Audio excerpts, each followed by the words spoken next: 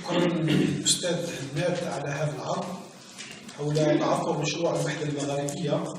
هذا الاتحاد المغاربي الذي نحيي الذكرى 25 على تأسيسه، ولكن من حسب الأستاذ هناد بأن هذا الاتحاد يبقى في حكم المشروع، وأن فكرة الوحدة المغاربية إنما تبتعد أكثر مما تقترب، وقد حاول أن يبين أسباب هذا التعثر.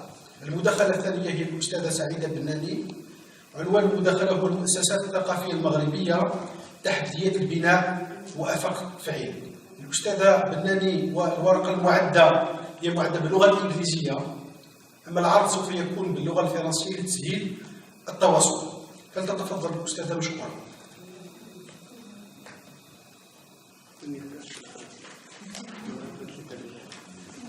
Salam alaikum. Je vais commencer mon intervention par quelques remarques. D'abord, j'insiste sur la pertinence du thème des institutions culturelles maghrébines. Je vais utiliser ICM pour Institutions culturelles maghrébines pour gagner du temps, par manque de temps. C'est plus commode.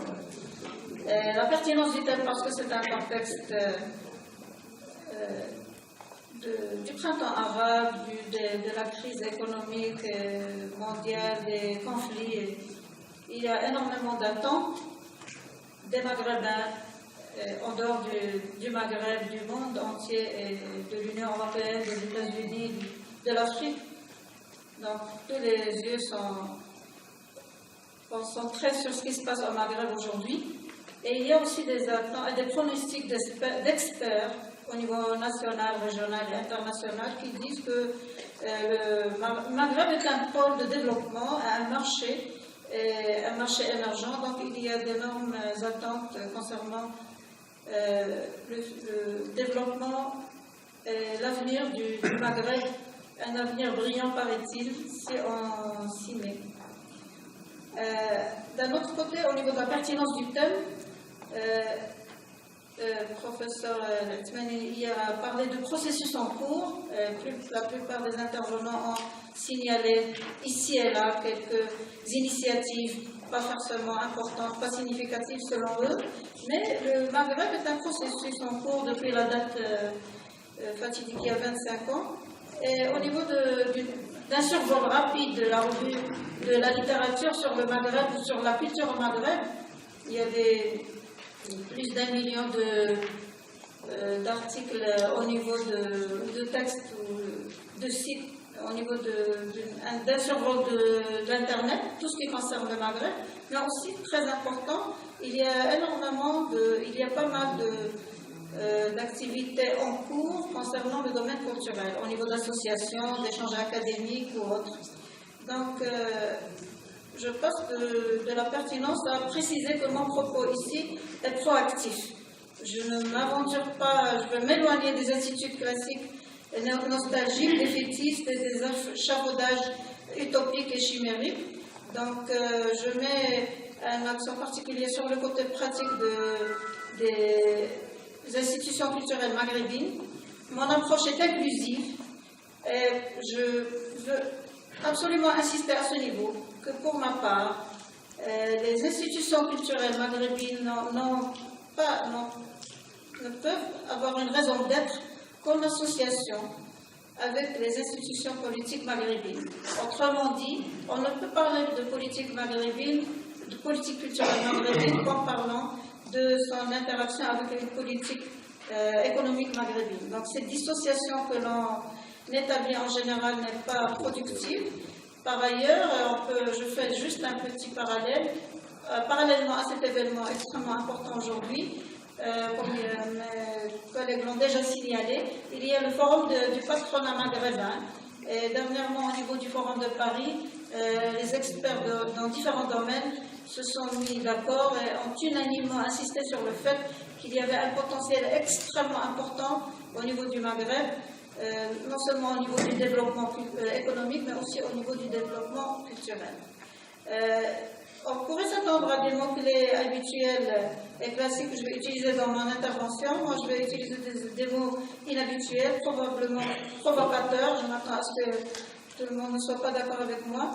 Donc, certains mots-clés qui font partie de mon intervention sont le modèle du pluralisme culturel maghrébin en devenir, l'émergence du discours institutionnel culturel maghrébin, démocratie, citoyenneté, transcitoyenneté maghrébine. Enfin, mon intervention, vu le manque de temps, est normalement dédiée à en première partie aux défis posés pour les institutions culturelles maghrébines en tant qu'entité, mais aussi des recommandations. Et enfin, je lancerai un appel aux participants.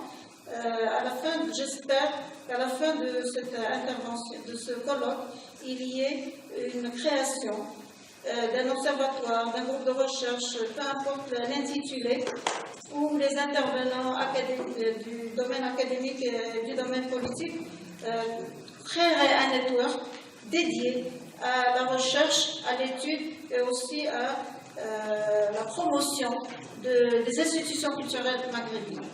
Une petite précision avant d'entamer mon intervention, c'est aussi quand je parle d'institutions culturelles maghrébines, je parle évidemment principalement, peu importe les institutions culturelles maghrébines, politiques, étatiques, gouvernementales, je parle à un niveau plus large, je parle des institutions culturelles maghrébines initiées par la société civile, pas forcément des institutions culturelles non gouvernementales.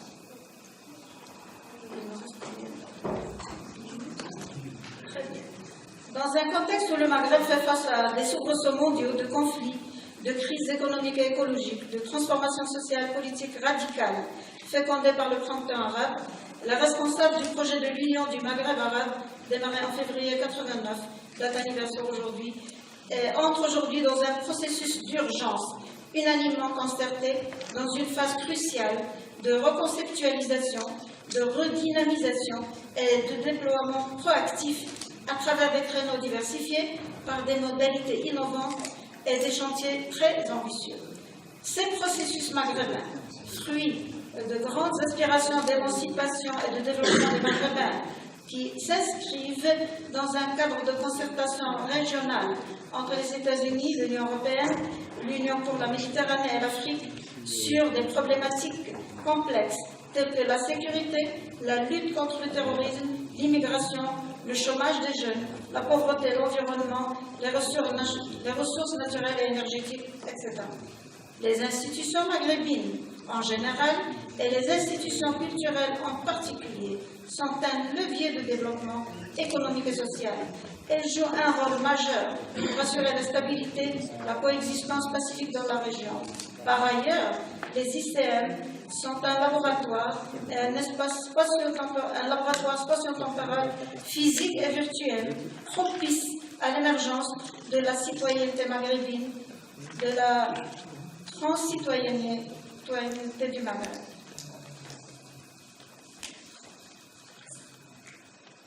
Je ne vais pas m'étaler sur les défis parce que la plupart des intervenants ont détaillé les entraves, les obstacles concernant ce processus de construction, et principalement dans le domaine de la construction des institutions culturelles maghrébines. Je cherche dans le domaine. Je vous remercie.